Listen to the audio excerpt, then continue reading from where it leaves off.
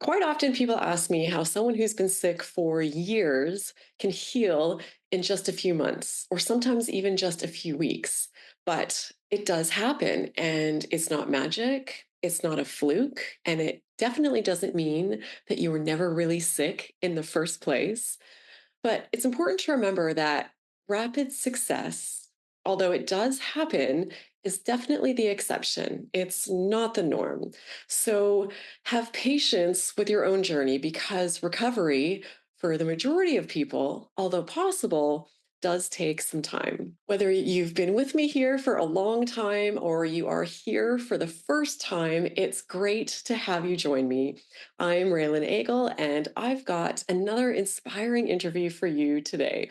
Each week, I share stories and resources from people around the globe who've bounced back from conditions like ME/CFS and long COVID, helping our community stay hopeful and find the missing puzzle pieces to their recovery journey as well. Today, I'm excited to welcome Eric Blomquist, who's joining us from Chicago, Illinois. Eric spent over 20 years struggling with debilitating symptoms. And all of this hit a whole new level once he got COVID. And after countless doctor's visits, both traditional and holistic, he was still stuck. But Eric's own curiosity and refusal to quit led him to answers that finally made everything click. And in about 6 months, he turned it all around and is now in a way better place in his life than he's ever been. And you are going to just love him. He is an incredible person and has great insights to share. So let's dive in. Eric, so amazing to have you here. Thanks for doing this. Thank you for having me on. I'm really excited. So, you've had a long journey with a whole bunch of super fun stuff. So, take us back. Where did this all start for you? Well, I mean, it's tricky, right? Because things don't happen overnight, although sometimes it feels that way. Um, in reality, I had been feeling symptoms for a really, really long time, but had it never reached like a true breaking point like it did a couple years ago. So after I had COVID and my mom passed away, my health took a huge nosedive. I started noticing all these different symptoms in my body, and I couldn't like work out. I couldn't exercise. Just all these different things. I was having horrible anxiety, in and out of doctor's offices, ER visits, and like no one could figure out what was going on with me. So yeah, it was a pretty rough start. I'm very sorry to hear about your mom. And that sounds like it was an hellish couple of years, to put it mildly. I think all of these, you're dealing with grief and loss and COVID, and then all of these symptoms, and then anxiety, which is essentially just constant varying levels of fear. So what was going through your head when all this was happening? What did you think was happening? That's a good question, because it's hard to quantify it, right? When you have all these different things. I thought I had like blood sugar issues. That was the thing that I thought about at first, because that's kind of what it felt like. Like I would wake up in the middle of the night and I would have like weird like heart issues. And I was like, oh, maybe I'll like eat a banana and eat some nuts and I'll be patient. And like it would eventually go away. But sometimes it didn't feel like food was really fixing it. Like in my head, I thought it was. But I just kept trying different things. Like I'm a pretty healthy person. Like I would exercise regularly. I eat healthy, and in general, felt like I was taking pretty good care of myself. So, it was scary. Like I felt like I was losing control of my body, and my relationship with my body was just declining, and that really like hurts mentally. And so, yeah, I kept going to these doctors, and they'd be like, ugh. They're like, they wouldn't find anything, right? They'd be like, oh, your B12's low, or, I'd go to like a holistic doctor, which would be better, but it would still be like Band-Aid solutions, right? They would find a little bit more nuance, but not the true root cause of what was going on with me. Yeah, my conventional medical doctor knew nothing. When I went the holistic route, it was a bunch of supplements and targeting all these Yes. random things that were low in my body. Yeah. And I did also get a hypoglycemia diagnosis, and because you're talking about the blood sugar, and Yeah. sometimes the symptoms can be quite severe and the fatigue really debilitating. So I read Mm. 12 books on hypoglycemia, everyone that I Right. So found that you had the same existed. thing. Yeah, like Yeah. you had the same, yeah. Because it does feel like that, right? You're Yeah. like there was one morning, like I was like ghost white. And I went to the like one of those minute clinics, and like I had like a banana. I was like, okay, I'm gonna eat something. I'm like, I gotta go. I feel horrible. But then after a couple hours, I felt fine. And they took my blood, and it was a little high, but so it was like, what is happening? I followed the hypoglycemia protocol to the letter. I was eating every 2 hours. I was eating the Right. perfect foods, and it Yep. didn't. That was not my answer. I'm sure it stabilized my energy a little bit, but I still had chronic Yeah, fatigue syndrome. it's right. You find things that are like in general Yeah. good for us. You're like, I think Yes. I feel a little better. Yeah. Did you have like food sensitivities? Oh yes. Yeah. I got to the point where there was so few things that I could eat, and like weird ones. Chicken and rice and broccoli, baby. Rice was one of my food intolerances, and I was living in Asia at Oh the time, and no. I couldn't eat rice. I thought I was Oh my allergic to it. gosh. I'm fine now. I can eat all of these things today, but So yeah. frustrating. So did that just come on suddenly for you? A bunch of food intolerances, or? Yeah, I mean, I felt like my body was becoming intolerant to everything, right? I mean, even even if I would try to take supplements, I had to like really go slow, right? Like I had like a low B12, and so it'd be like I would have to take half of a half, right? And then I would have to really slowly increase. Or one holistic doctor had me taking some antibiotics to clean my gut because that's their favorite thing to do. And I had a horrible reaction to one of them. And he's like, your body's just detoxing. And I'm like, bro, my face is itchy. I'm like blotching out. I'm like, something's not right here. I'm telling you, this is not good. I really hope you called your Dr. Bro in that conversation. I like that visualization in my head. Bro, this isn't it, man. So, we can laugh about it now, but it sounds like you really were in a really not good place. Oh yeah, I mean, I think one quality that I have inside me is that I feel like I am a pretty tenacious and optimistic person. Like I have zero quit in me, zero. So, which was probably ultimately a little bit to my detriment because of how intense I can be in terms of like trying to find what was going on with me. And ultimately that part of my personality was ironically working against me, right? Learning to just sort of accept where I was and, mentally had to make a lot of shifts. But yeah, I mean, there were days where I would just cry because I'd eat something was totally fine. I'd have heart palpitations, and that's the symptom I hate the most, which they say the symptoms you hate the most are the ones that stick around the longest. And I still get them from time to time, but they're not nearly as bad as they used to be. So what did life look like for you then? Were you still able to work? Were you still functional a bit? I mean, I kind of had to work, but I'm lucky. Like I work from home. I'm an animator. And I work in the game industry. So like I do a lot of digital work, and even before COVID, I was still working from home. So my life didn't change a lot in that regard, but my work suffered, as an artist, my brain firing on all cylinders creatively is kind of important to me doing good stuff and having energy and focus. And I had a couple of pretty big job opportunities that I had to let go of, which was hard, which was very hard for me. I had like director positions, like career changing stuff that I had to let go of. And so I kind of had to just keep doing what I was doing. And what route did you go from there? Because you said quit isn't in you, so you're going to keep looking for your answers. So what were some of the things that you tried that didn't work, or some that did, and where were you finding these things? So I had an ER visit where I felt I was having, I had been dealing with anxiety for 20 years. And I could go back and see, like, there was an event in my life that happened a long time ago when I was in like my early 20s, that I think was my first nervous system shock. And I had pulled myself out of it very similarly to how I did eventually. But to go back, I had this ER trip. It was horrible. I literally thought I was going to die. I had never, like, it felt like I don't know, if like a high tension, blood sugar, whatever. And of course, when you go to a hospital like that, like, they treat you horribly. I've been to multiple doctors and ER visits when anxiety is involved. And even if they know, they're like, he's just having a really bad anxiety attack.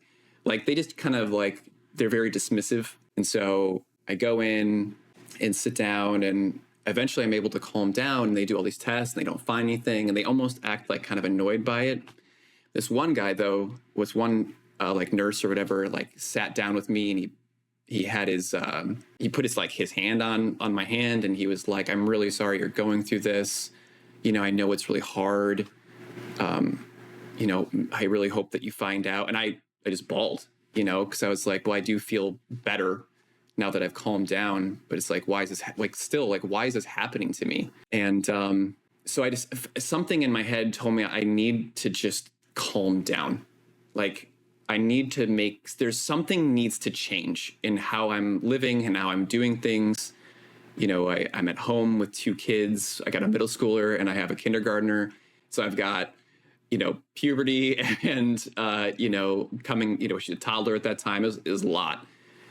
On top of just dealing with these symptoms. And so I found that like Calm app, and I started just trying to I was like, I got to do something. And I just tried minimizing stress in my life. I tried doing more meditation. I had been into yoga and meditation throughout my life, but I had gotten away from it. So I'm like, I need to get back in this. You know, I was going to bed at like 9 o'clock, switching the phone off, reading books, getting away from technology. And it worked. It helped me a lot, but ultimately the symptoms were still there. So of course, I'm still going to keep trying new supplements and keep trying other things. And then we thought it was POTS. And then, but it was, you know, and the working out thing was still an issue. I couldn't exercise. Every time I would work out, I felt like I couldn't move. Like, I would go to the gym with my son and we'd try to play basketball, and I would literally start to work out and I felt like I was trudging through mud. I'm like, this is terrible. And so thank God I had looked up what I was feeling specifically, and it said something about mitochondria issue, and I brought that up with my holistic doctor, and I had Googled mitochondria, and I came across Miguel's channel, the CFS Recovery, and started looking in. I started listening to interviews with people, and all of their symptoms, I'm like, yep. I'm like, holy crap. Oh my God, that's everything. You know, like, I also struggle with like heat and cold sensitivity, you know, like it was everything, you know, because when you go to a doctor, like, they're like, oh, I think it's a little bit of this. No, it's everything in one place, everything that I've been struggling with. And so I signed up, you know, I mean, I was a little skeptical at first, but I was like, I was completely out of options at that point. My trust in the medical system was broken, at least for me and what I was going with, you know, and dealing with. And the rest is history. I got recovered from them. Wow. Okay. So you started the program. What does the program look like? What is it addressing? What did you start to do? I'll break it down into 2 very simple things. It's about learning to expand your system again and responding well to symptoms, right? So our nervous system has basically shut down. It went, stop.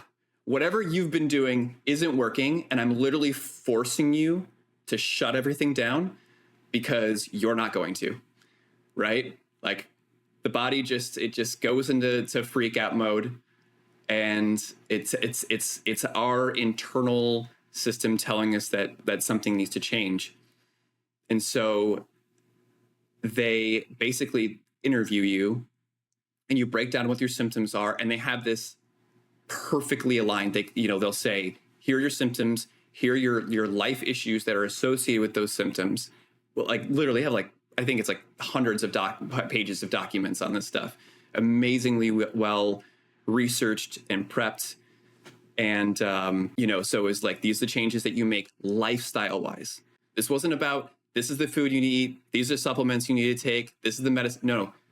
Well, this is the what your mental stuff has affected your body. Your symptoms are real, but your mentality and the way that you live your life has to change.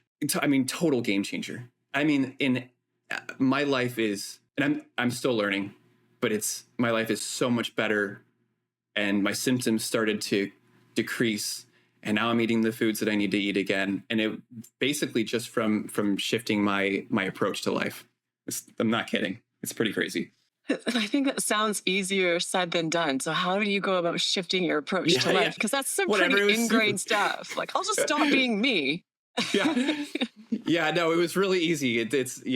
I'm about 7 or 8 months in. I'm still diligently working at it, because we can't change our personality overnight, right? And I think some people get scared of that. They're like I have to change who I am. Like, I like who I am. But the thing is, you learn about yourself throughout the process. And I'm a big believer in things happening for a reason, not even in like a religious sort of way, but like spiritually. I think these things are an opportunity for us to learn about who we are and grow and connect to ourselves on a much more intimate and deeper level. And it's frustrating and terrible and obnoxious and life debilitating as this can be. Coming out the other side, I know myself better. I'm more aligned with who I am. Like, life flows better for me now. And that's all because these mind shifts and the adjustments. But it does take incredible work, because I'm 40. So we're talking decades worth of deprogramming, and that's just going to take time. And I believe, because I've interviewed people who've gone through this program before, and my understanding is it's quite hands-on. So you have a lot of support when you're in it, going through it. I think, is it daily coaching available? It's not, well, if you want, you can. There's different levels. There's like there's like an intro where it's like a certain amount, like a lower amount, and then you get weekly calls with group people, and then you have like the community that you can post on, and people comment, and you can private message any of the coaches at any time, and they'll get back to you. And then there's the one above that. That's the one I did, and that was like bi-weekly group calls. And the group calls are amazing because you get to engage with people going through the same thing you are going through. So the meetings are broken up into two parts. The first part is everyone talks about their wins. So you can be like, I went to the grocery store and, I made it back and I feel really good. And, and then I rested and, I felt some symptoms, but like, it's okay. Like, the symptoms are part of the expanding process. And now I'm going to rest and take care of myself. And when I feel good again. And then the second part's the Q&A, where everyone gets to ask questions, and you get to hear everyone, the coaches give all the amazing answers, and the coaches are just incredible people. Yeah, I've interviewed a couple of them here. Really amazing. I don't know. I've interviewed Junior or Krista. I don't know if you worked with either of them. All of them. I've worked with all the coaches at this point. You get everyone. Junior, okay. I worked with personally. Like, Junior was my one-on-one coach. He's awesome. Yeah, he's amazing. I'll link his video up here, his interview up on the screen. Just, another really moving story, a really profound transformation. And now just such a great guy. And now just out there helping other people. And just kind of like you, he reminds me, just instantly likable and just very easy to talk to and relatable and down to earth and all of that great stuff. All right. So Eric, this all sounds really wonderful. You found a program that works great for you. You're making all this incredible progress. But as we all know, progress is never linear. There are ups and downs. So has that been the case for you? And if so, how do you navigate that? Yeah, that's in the first month, you see a lot of growth and a lot of change. You're like, wow, you're like, pretty quickly, if someone takes it seriously and really tries to implement all the things that they ask you to do, you're going to see some really, really rapid results, which is almost kind of frustrating, that like more people don't even know about this. And that part can be a little frustrating, but growth, as you said, growth isn't linear. And so you're still going to be dealing with what they call APs. They're called adjustment periods. So in adjustment periods are when you are feeling more tired and you have more symptoms, right? And those are times that you need to rest more. And that comes from expansion. So expansion would be like, okay, like today I'm gonna walk more. I'm gonna try to do more things around the house. And you might wake up the next day like not feeling so great about the expansion part of it. So your body does this and then it goes down, and the expansion. I can't see my camera. So you're gonna go like this. And so that whole process can be very challenging for people over time, because it takes it's different for everyone, right? It can take overall somewhere between 6 months to a year of diligent practice. Now, you're not going to be it's not going to be like you're miserable for a year and then you're finally healed. It is, you will see results, for the first month, 3 months, 6 months, but the results start to slow down, right? And you have to stay tenacious. And there are times that even 6 months in, you might have like a really intense recovery period where some of your more intense symptoms come back. And that can just be really hard. And that just takes a lot of mental fortitude to, to keep the patience and stay strong. And eventually the symptoms do completely go away. Like I said, I'm still dealing with them. I'm like 7 or 8 months in, but I have my life back. Everything, I'm fully exercising again. And, I'm not held back by anything at this point. But there are days that I have to slow down and kind of pull back. But on the slow days, I'm still doing stuff. Yeah.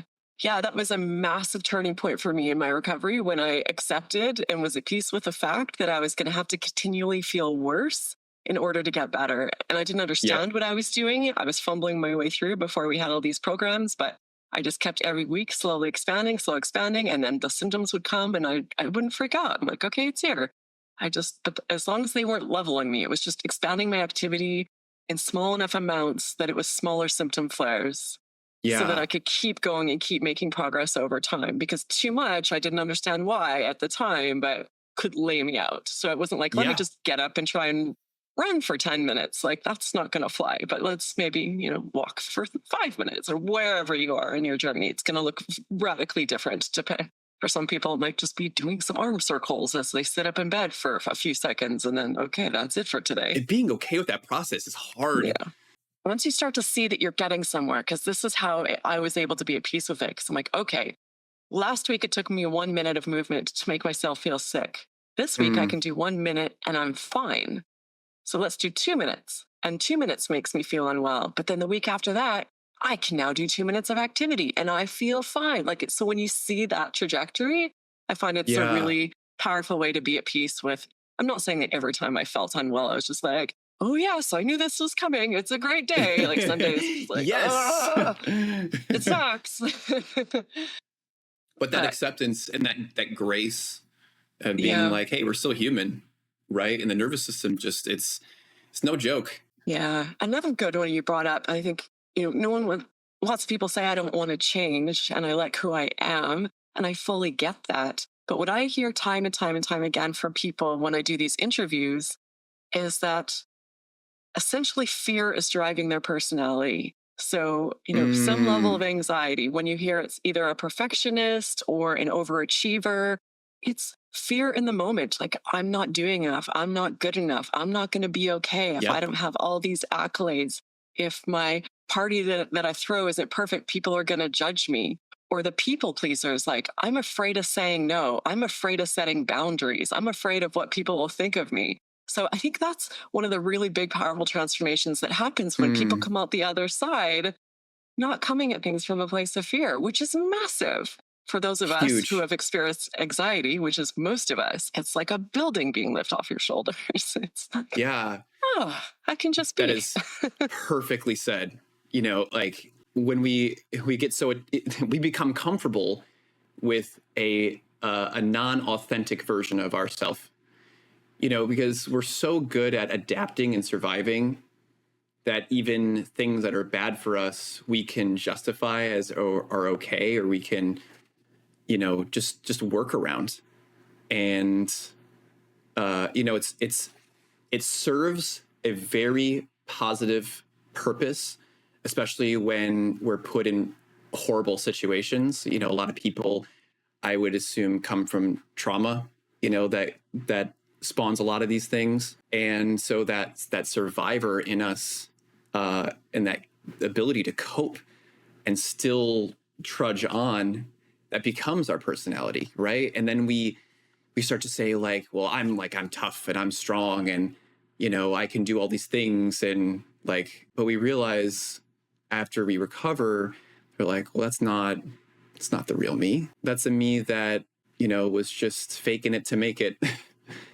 And it's really cool to see it like a more genuine version of ourselves. Specifically with that, for me, going back, you know, as an artist, whenever I experience a work of art in any form, it could be a movie, a book, a painting, you can feel, I think people can feel when something comes from a really special place, right?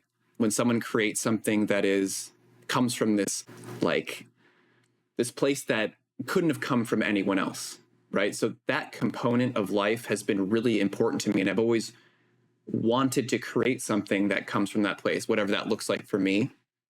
So I think that's why I've constantly striven to know myself and to heal and to grow.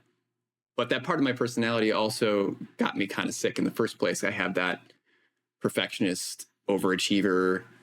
So now it's about learning that I can do both. I can create something of importance while taking care of myself. Yeah, I think it's a lot about what you're saying to yourself while you're doing these things. Like, it must be perfect or else, or it's, you know, I'm really enjoying this project. I'm putting my all into it. You know, how can I make it better? It's what that internal voice is saying while we're doing things is what I think is one of the biggest things.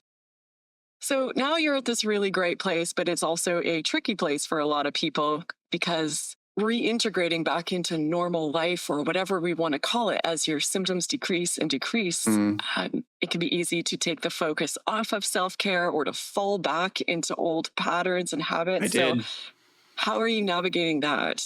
Yeah, a junior, as you mentioned with the coaches, he was like, you get in trouble when you stop listening to your gut, right? When you know in your head, when you're like, go to bed, slow down, you know, those types of things. When we ignore those signs, you know, when we shut that voice off, that voice that keeps us protected and safe in a healthy way, you know, that's what gets us into trouble. And I started to feel good again. And then a couple months ago, I was really pushing it. I was staying up too late, you know, like playing games with my friends and playing games that were like really intense. And then, you know, going to bed, watching things on my phone. And then I started feeling like really not feeling great again. I was like, okay, some recalibration needs to occur here. And I think that's normal. Even when I brought it up with the coaches, they're like, yeah, I definitely, you start to feel good again. And you sometimes certain patterns come back. But the great part is that I recognized it and I felt it and I saw it and I corrected it. And so, and that's what's great. I feel like there's no going back because I feel like I have this set up again or not even again, probably for the first time, to be honest. Probably more regulated and emotionally mature and more emotionally intelligent than I've been in my entire life. How amazing is that? Like, just, yes, not just symptoms gone, but that. Very happy not for freaking you. out. I mean, I would get like a cramp in my leg and I'd be like, blood clot, go to the doctor. You know, like I was so good at spiraling mentally at every little thing that would happen. Just my relationship with my body was just horrible. Yeah. And now I'm like, just my nervous system. It's just my nervous system. Even though it is still hard sometimes, it's daily practice. And that's okay because we're human. It's part of the process. Yeah. And I'm glad that you talked about your ups and downs because it's also something that you can fall back into, beating yourself up like, oh, why am I doing this? I know better. I shouldn't be doing this. I have the tools, but it's very normal and we all do it. It's a part of the process.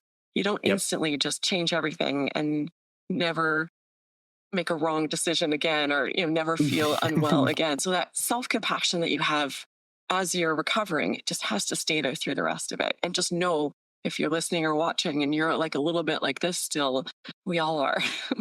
Yeah. I've been 5 years now without, pretty much symptoms from CFS, and I'm still catching myself. That's the thing. You have the insight, you have the tools, and I don't get stuck there for a year. I see it. I'm like, oh, okay. And then I know what to do, and I pull myself back. Let's get back these practices. And that's all. That we have. We have the safety valve.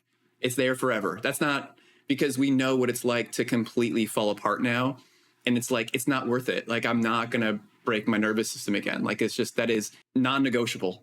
So happy for you, Eric. I'm going to link Krista, the other coach, her interview up here as well, because she's really just a gem. So for people listening and watching, it's definitely one worth checking out. And of course, everything to do with Miguel Batista's program, CFS Recovery, will be linked in the description. So I really encourage you to expand it and take a look. He's got really quality programs, different levels, for whatever you're looking for.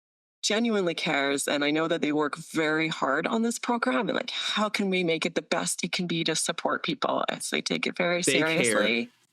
Yeah. So it was the most seen and like just loved that I had ever felt from a community that was trying to help me heal. Right, like that. It's not even close. Oh, that gave me goosebumps. I'm so glad you found that, and that so many other people are finding it. I'm glad you healed too. Yeah, thank you. Yes, it's so great to see. Before, it's like no one's healing. Now, like, oh my goodness, we can all heal. It is really cool. Like people finding real answers. I'll leave you with one more thing that I think a lot of people would benefit from hearing. Be grateful for this journey. Be grateful that this is happening to you, because you will come out the other side the best version of yourself, a version of yourself that you probably don't know about. You'll be more aligned. You'll have better opportunities. You'll have better relationships, not only with yourself, but the people around you. If you're a parent, you'll be 1,000 times better as a parent, because you'll be more patient and more loving, and you'll help little people grow to be more emotionally regulated. And the people that you work with, you won't take things so personally. You'll just be softer. Life won't be so hard. It's the best thing that ever happened to you.